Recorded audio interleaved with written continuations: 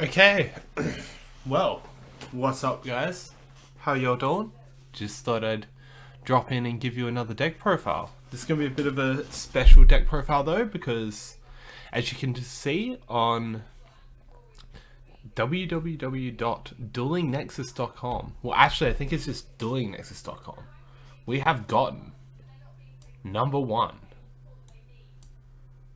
This means we have climbed from the bottom way down the board, way into about 1,000, right? And we have climbed to number 1. We have bested all of our opponents with critical thinking and skillful technical play. Well, no, what we've actually been doing is ripping cards of our opponent's hand, because we're playing Dragon Link. We'll get into that profile right now. So let's just get right into it. We have 2 Safe It.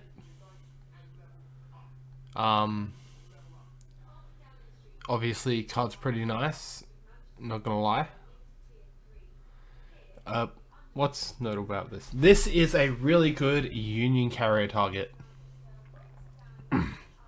So apart from that, not much to note. You usually search these, but sometimes you'll search Levianeer by ditching 2 4s. It doesn't happen often, but it can happen. The other really cool interaction I like with this is when you draw this card and Router Dragon, and you need access to your Tracer. You go this ditch Router, get Nocto, summon Striker. Obviously ditching this, getting Tracer, then summon Striker, get Boot, summon this, make Romulus, then you have the Boot Sector launch for this and the Romulus into your full combo.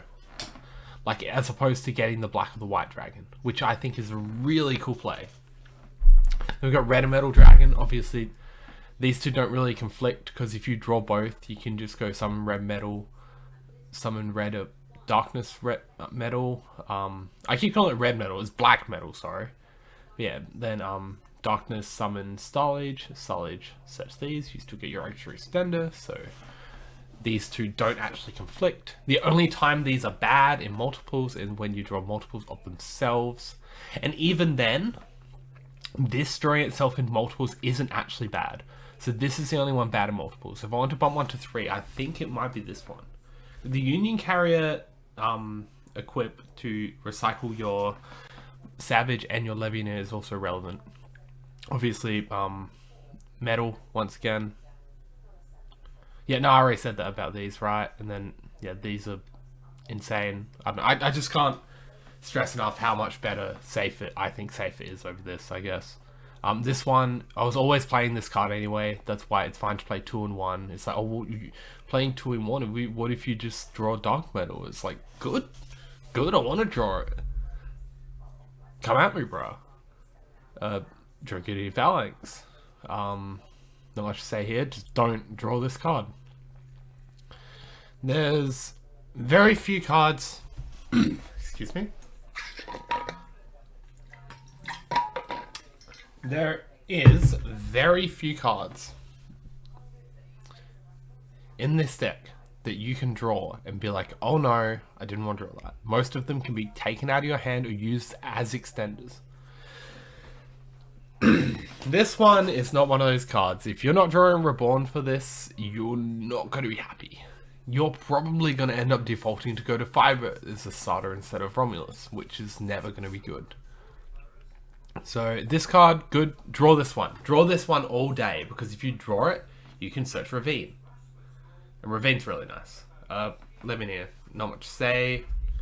Old Mate Lev, he's really good. Chaos Space, 3. I could cut this to 2, but yeah, this searches Lev or one of these boys.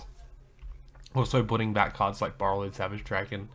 A nice play with this, I guess, to mention is you draw the Baby Dragon and the Chaos Space, and you know you're fine to play independently regardless of that. So you can go Chaos Space, ditch it, search the other one. So say Chaos Space, ditch white, search black. Black banish white. Then Chaos base, put the white back, and then you just get to do your full normal summon without having to, like, I don't know if that makes sense, but like it's better card economy, right? Because you're not ditching a card that you weren't going to summon. You're going to get the card back by searching it anyway. It just means you can't chain block Romulus if you do that. So I suppose something to think about. But I like that. I liked doing that play. I thought it was really cool. 1-for-1, really good extender. Summons red metal. Oh, sorry, black metal. Summons Brotor. So very nice. This this is the best extender in your deck. This is the second best extender in your deck. These cards are like, you don't need to explain what these do and why they're there. This moves cards, moves LP. And this one is just summon a rocket. So it gets you a tuner, gets you a dragon, gets you a tracer, gives you an extension through basically any hand trap. So yeah, they're insane. Reborn, also insane. I would play through this if I could. It's just the best card. This card is also okay, but it banishes, so I'm not so sure about that one. Noctivision Dragon is a really nice card. And my big issue with this is Droll, but it kind of plays through Droll if you don't Striker Dragon Search. If you just go Striker, summon this, and then Droll, they Droll on the Romulus Search after you draw off this. That's probably fine. So this card's actually just fine, but there's weird hands where it doesn't fire, so 2's probably fine. I cut it to 2 because originally I had 3, but I had too many cards in my deck, and I wanted to try and cut it down to 40. I got to 44 and thought this is probably fine. But there's, you know, more cards, like maybe cut this, maybe cut this, maybe cut this, maybe cut this. But yeah, these two, nice. Self-explanatory. Like, this is, you draw either of these and they extend you very far in your combo, assuming it fires. This one's just always good because you have so many darks. This is Living Fossil, search off cube when you already have the smoke, or you are in dire circumstances and want to keep your Herald up and want to keep going. You can use this. Burial, it could be cut. It's good card. Gets you to Tracer via Absolute Dragon, and also acts as a pseudo call by the grave against Gamma. So this plays through Gamma by sending Loved Law, aka Brotor, aka your boy. He's always good. You love drawing this card. I could bump him to 2 maybe. He's really nice. Tracer, 2 Tracer, standard, you know. Not much to say. Absolute, not much to say there either. Like, this is 2 and it's like, well, you want to draw it right. Yeah, but if you draw this in quick launch, it's clashes, I guess. Like, I don't know. This had to be cut to 2 to get this to the amount of cards it is, and I think I'm happy playing 2. Absolute, Recharger. These cards are all very nice. This one's nice, its effect's nice, but the main thing is it's a level 4, so I can make Savage. This is just, you know, Foolish Burial, Ravine gives me Tracer, which is nice. 3 Gamma and a Driver. This package is probably the best hand trap package in the game at the moment, in my opinion. Smoke Grenade, 420 Smoke Grenade, blaze it every day. This card won me way too many games, which I'm going to get to at the end when I get to Violent Cube, but there's some solid theory as to why I definitely would not drop this package from my deck. But I'll get to that. Boot, nice card, very nice card. Like, I'd potentially even play more of this as well if I was going to play more Rockets. This card's just, it gets you there when you shouldn't get there, and it's free. You search it off your Link monster. Like, and then just late game as well, just summoning like all your Rockets back. Just dumb stuff like that. Like, summon back, you know, 3 Rocket monsters, summon a monster, make Union Carrier, make Savage Dragon. Like, Nasty, dude. You never know when that's gonna come up. Late game or like simple game. Yeah, Ravine, good. Send, Router, Send Brotor, not much to say. Same as Fool's Burial, just a bit worse, but searchable. Synchron, Hulk target, quick launch target. I'd recommend it. I think we'd be playing Synchron again. Brotor, very, very, very nice card. Search issue Legionnaire, search issue this card, search issue... The fun fact, you can search Lancia by targeting your Herald, but I don't know. I wouldn't. I just search this. Yeah, this is pretty vanilla if you really think about it. Like there's a few, you know, trying to cut down to 40 is probably pretty... Where it starts, you know, people's decks start looking different. Like I know some people play less of this. I definitely wouldn't. This card's the best. This actually, but cannot stress enough, this card is never bad. Like at the very worst, you'll draw this on one of your bricks and it'll turn you into a combo. Like regardless of what that brick was.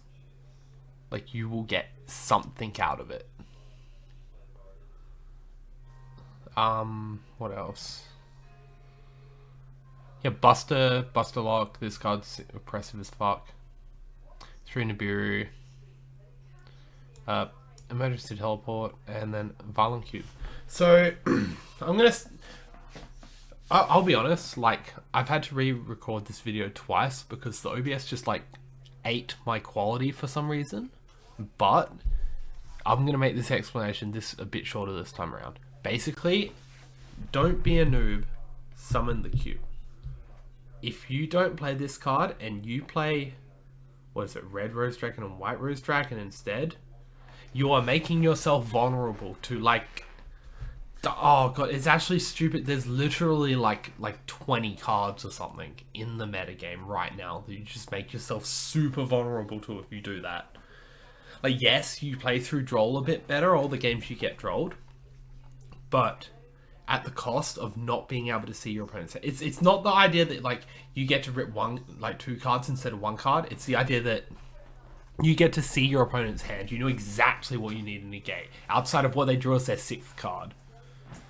So like a lot of the time you'll see their 5 or 4 or however many they have by the time you activate this card, or 3 even if they hand trapped you, and it just won't, like there won't be a way for them to win anymore. Whereas if you're only looping one card out of their hand and you're defaulting on the same board with the Buster Lock and the negates and everything, they might just be able to draw the perfect combinations of cards they needed because you didn't rip a card. Like, you know, maybe they drew the Kaiju, maybe they drew the Sphere Mode. I don't know, like, the other thing is if you really wanted to play through Droll and the cards are there in your hand, which believe me, they are a lot of the time. I played through Droll plenty of times on this rank climb. Droll only stops you when you start awkwardly. And there's like hands where you draw reborn cards and you can play around it by activating these cards late, or these cards late, or Striker late, or just banking that, you know, if they have Droll, you just don't get to Striker, and that's fine because you can get to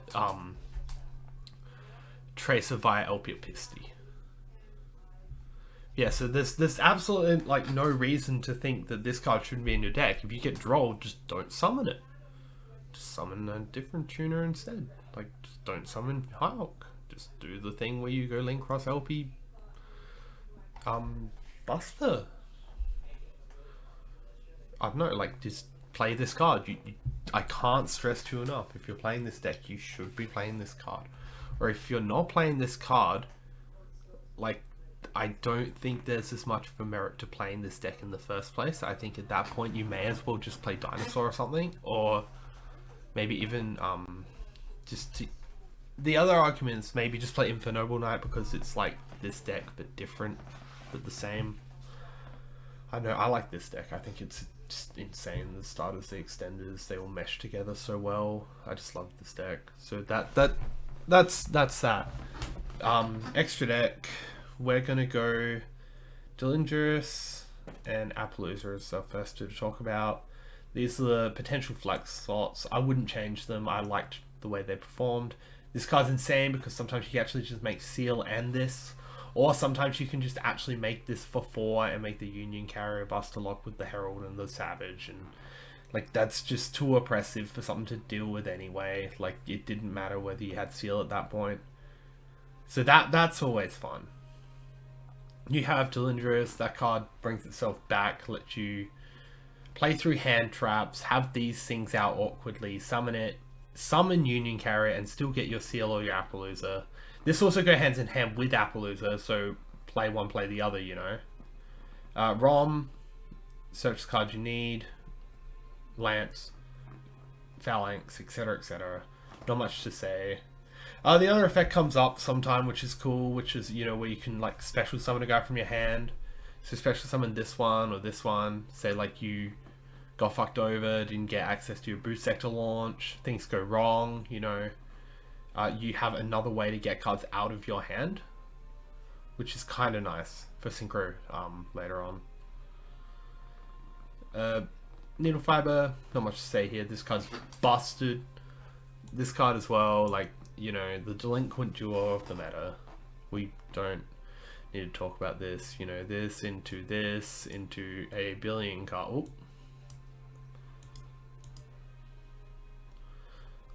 Oh, well, we've just yeeted Marcher off the face of the planet. Yeah, so yeah, this card into this card into this card into a billion cards. You know what it is. Striker Dragons. Oh. Jesus, on a roll today.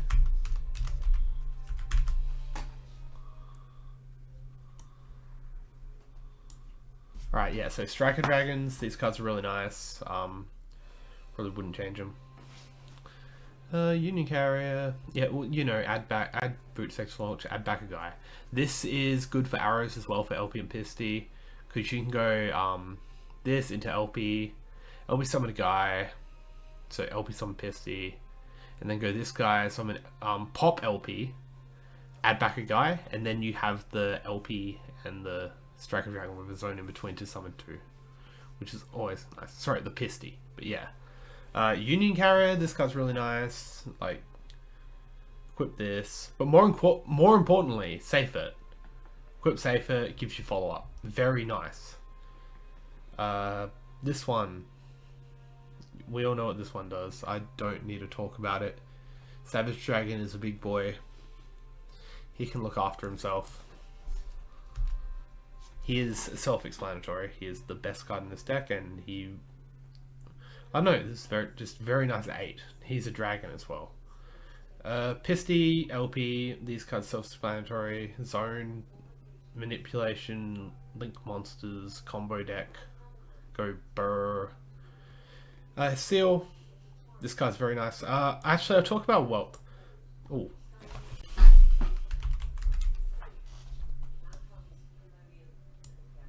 So Whelp is your climbing card. You need this to get this off the board sometimes if you don't go into fiber, right? Or like even if you do go into fiber, sometimes you need this to get your LP Pisty off the board. Kind of similar to Delindrous, but it serves its own purpose as putting a guy in the thing to make Seal. Just very good card all up. Like, the effects are relevant, but just this card existing is very convenient. Just a Link 2 dragon that takes any 2 monsters. It's very, very nice. Very important to mention that. Then these two, very, very nice cards. Seal, bounce card. Summon a guy from your deck. This one, whoa, Harold. Jesus. Yep, this one, we are negating monsters, spells or traps, and we are Macrocosmos, our opponent. These, why am I mentioning them together? Well, if you have this and this, your opponent can't activate their Misc from hand. So I think it's in your best interest to manipulate the field versus dinosaurs. I know this is coming out of nowhere, but I just really need to mention this before I forget it. Against dinosaurs, having these two up with a Savage Dragon or whatever can be very oppressive and put someone having non-engine cards to be able to play, as opposed to just being able to like throw Misc and like just throw shit at the wall until it sticks. Like they actually just can't throw anything anywhere if their hands just fossil dig and dinosaur monsters. They lose, which is always nice. You know, like you can like negate their Oviraptor with this, and then keep Herald on the board by bouncing their attack. It just, yeah, that's just, I thought that was a very underrated interaction that I would mention. Side deck, not much to mention here. Well, I think we'll go right to left. This is my favorite card in the side deck. I side this in going first for draw, but it's also just like there's no restriction on it. If you draw it, you set it. It's good.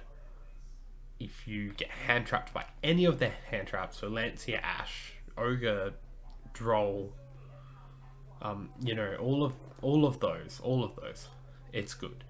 If you set it and they have graveyard effects, it's good. Like it's so just going first, it made sense to be siding this card, even if it is at 1. Like if I see it, it's gonna make me significantly more likely to win the game, and it's a card that beats Droll, which is very rare.